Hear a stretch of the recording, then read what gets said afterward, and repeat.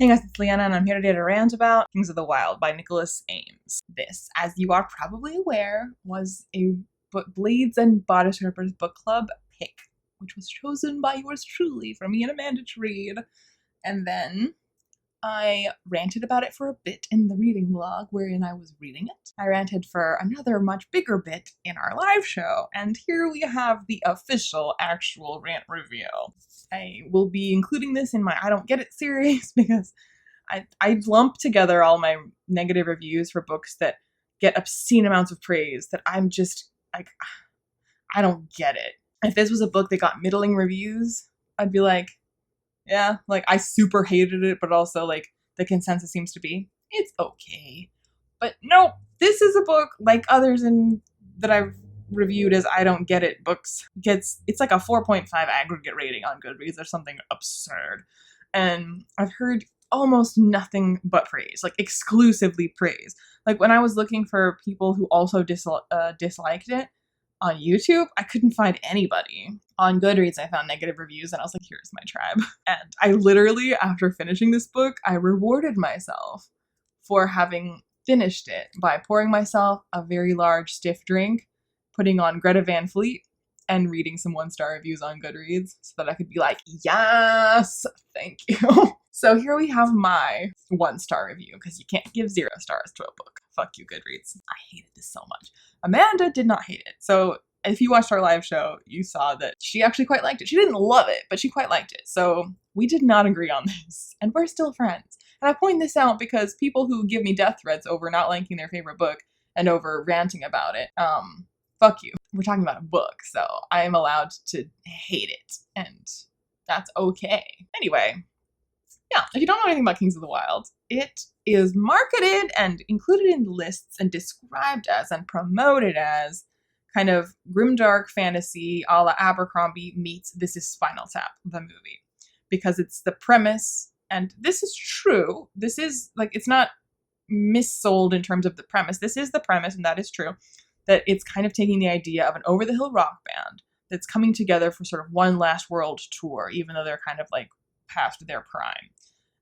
Except instead of musicians, instead of a rock band, they are mercenaries. They are a band of mercenaries. And going into it, I expected it to be darkly humorous. I expected it to be grimdark fantasy, but with this sort of comedic meta joke of like, you can kind of see how this could be compared to a band, but like, that's not really like, the book isn't constantly going to nudge you and wink wink and like, it's a band and like, he's totally the guitarist and like, do you get this rock joke? Like, I expected it to be like an actual grimdark fantasy that is a little more on the humorous side and that has this, again, meta premise that you can be like, I see how this could kind of be compared to a similar situation as a rock band. That is not what this book is. Like, it's technically about the rock band premise, but it is literally about that.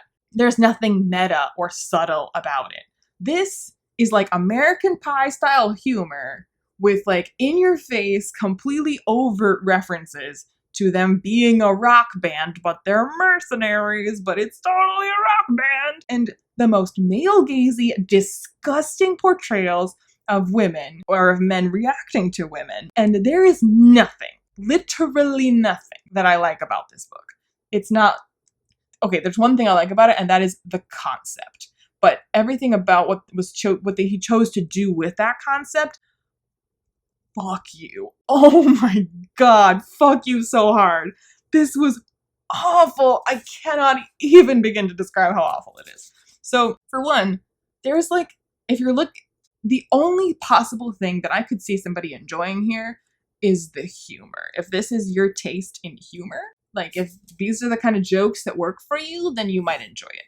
But if you're looking for plot or characters or an interesting magic system or literally anything else, you will be disappointed. And I was disgusted, offended, and not remotely amused by the humor. And since really the only thing it has to offer you is humor, because it's not really bothered to have much of a plot, it's not bothered to have much world building, it's not bothered to flesh out its characters. So if you don't think it's funny, then there's nothing here for you. Like literally nothing. And the humor, it's not my cup of tea because it lacks subtlety, it's disgusting, it's misogynist, and it's just low effort. It's like fart jokes and dick jokes and yo mama jokes, and it's it's so juvenile and honestly so dated. Like it sounds to me like jokes that I never found funny, but the kind of jokes that were the reason I avoided going to see out and out comedy movies that came out in the 90s.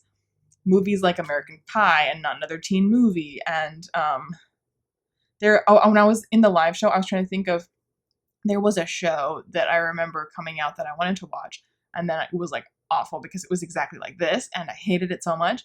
And when I was reading it, I was like, oh, this is like that show that I hated. And I think it was called like Krull the Warrior, something like that. Like, I still can't quite remember the name of it, but I couldn't remember it all during the live show. Anyway, that show is like this book. So if you remember that show and you liked it, well, then this is the book for you. I mean, for one, like in the beginning of the book, we already get the most like sexist kind of portrayal of a dude who was once a rock star, but now is settled down to like the simple life with a wife and kid. And the wife is nothing but like a nagging shrew who he's worried about pissing off, because if he doesn't like her cooking, like she's going to be pissed at him, and she's going to be upset if she finds out that he stopped for a beer on his way home, and like, oh, the good old days when I was in my band of mercenaries.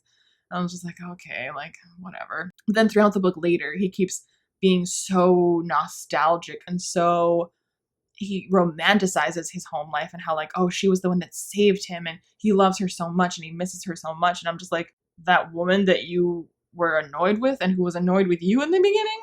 Oh yeah, totally, so romantic. And then I kind of blocked it from my memory, but then in one of the 1-star reviews pointed it out and I was like, oh my god, that's right, I forgot. And I forgot because I forgot on purpose because it's disgusting.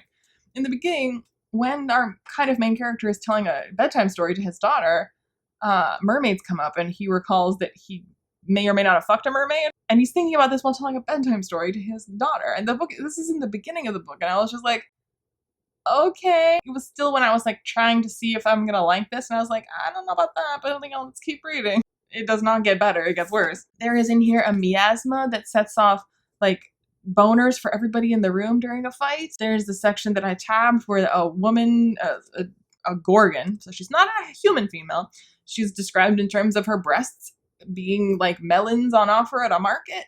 And then one of the band members comments on the fact that gorgons don't turn men to stone, but he's hard as a rock. I was just like, oh, excuse me?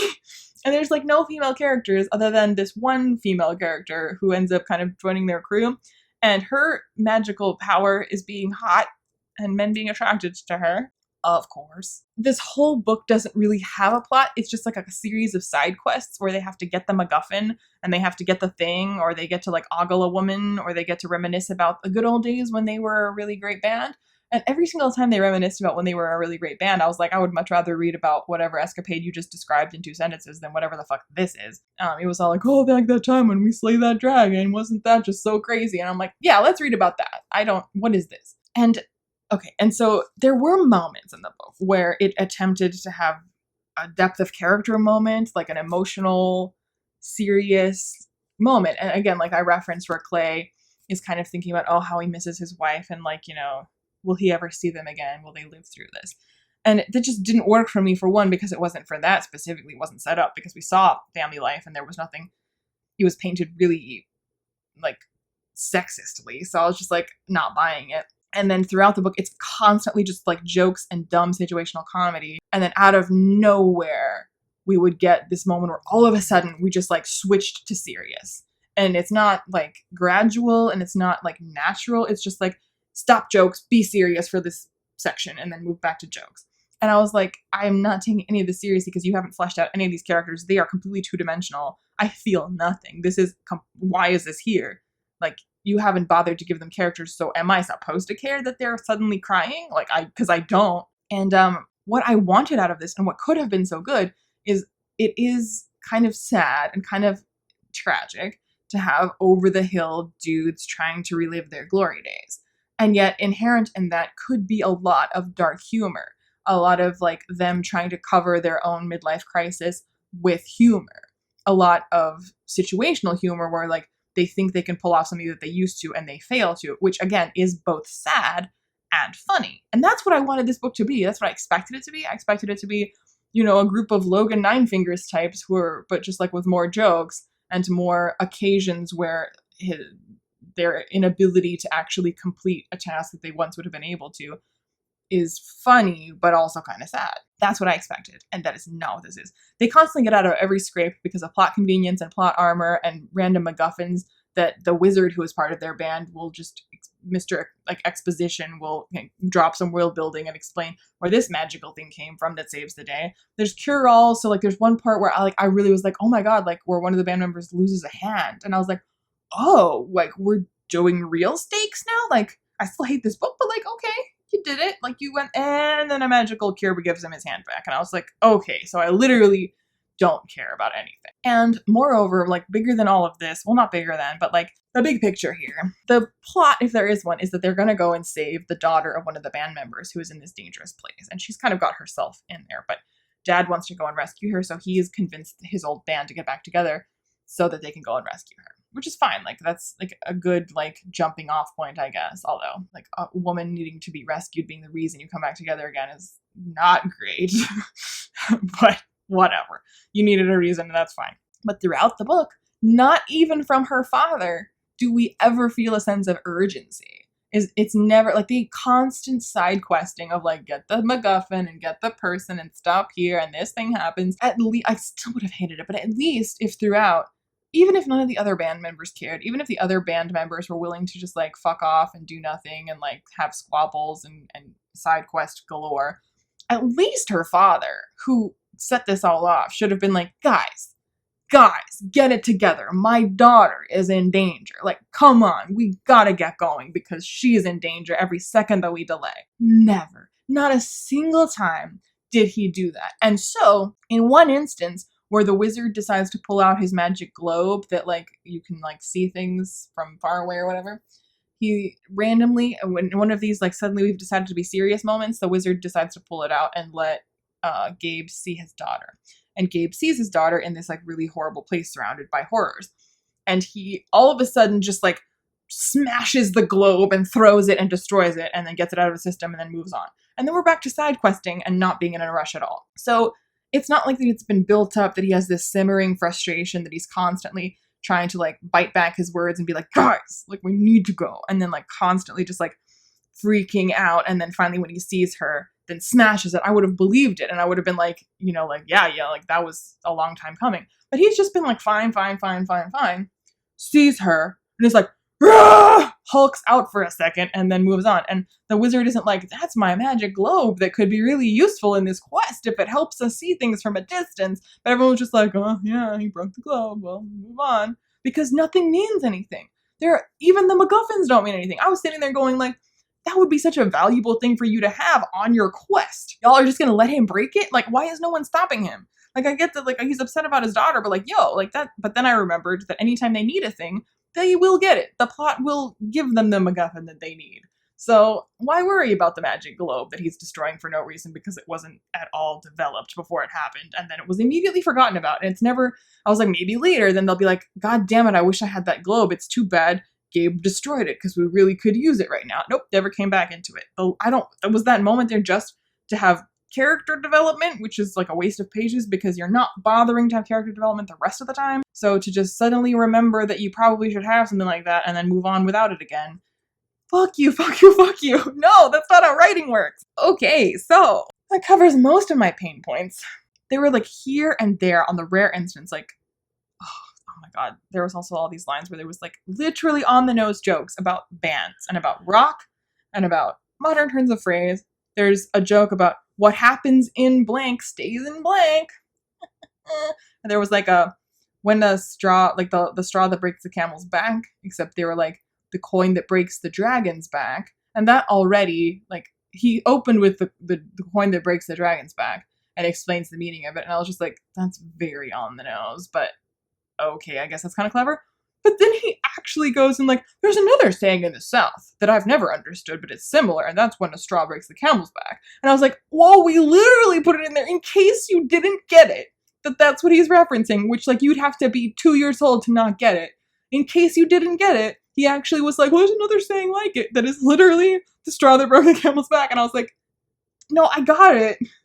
I fucking got it, but okay. And then there's a part in it where it literally uses the title Kings of the Wild, where like Gabe is like feeling down and Clay is gonna give him a pep talk and he's like, remember when we were so great and we did all these things? We were kings of the wild. And I was just like, okay. And then once wasn't enough, Gabe's like, we were kings of the wild. I was just like, why does anyone like this? Who is this appealing to? I don't understand. Yeah, I fucking hated it. Every single moment of it. It was so long and so boring. And how dare anybody compare this to Abercrombie or Spinal Tap, because I love Joe Abercrombie and I love This Is Spinal Tap. And do not insult either of those by comparing them to this garbage, because what? What the fuck? Yeah, so let me know in the comments down below if you're one of the people that gets it and gave this book like 5 stars. I've looked at 5-star reviews from people whose taste doesn't always, obviously, but does often align with mine. People who do, like me, like Abercrombie and also like this. I've looked at those reviews trying to understand what they're getting out of this, because I don't get it. I don't fucking get it. Even my friend Amanda, who buddy read this with me, she likes it. And I was like, I don't get it. I don't understand how anyone could like this. If you're not like, I guess if you like American Pie, I get why you like this. I don't get why anyone would like that. Ever. It's not funny. It's not clever. It's not anything. Okay, yeah. So let me know in the comments down below your thoughts and feelings. Given the aggregate high star rating on this book, I would assume that most people watching this video liked the book and are here either to shit on me or to find out how somebody could possibly not like it. I don't understand how anyone could possibly like it. Anyway, let me know your thoughts and feelings in the comments down below. I post videos on Saturdays for sure, and sometimes at other times as well. Like this video, which may not be going on a Saturday. I don't know when I'm gonna post it, but in any event, let me know all the things and I'll see you when I see you. Bye.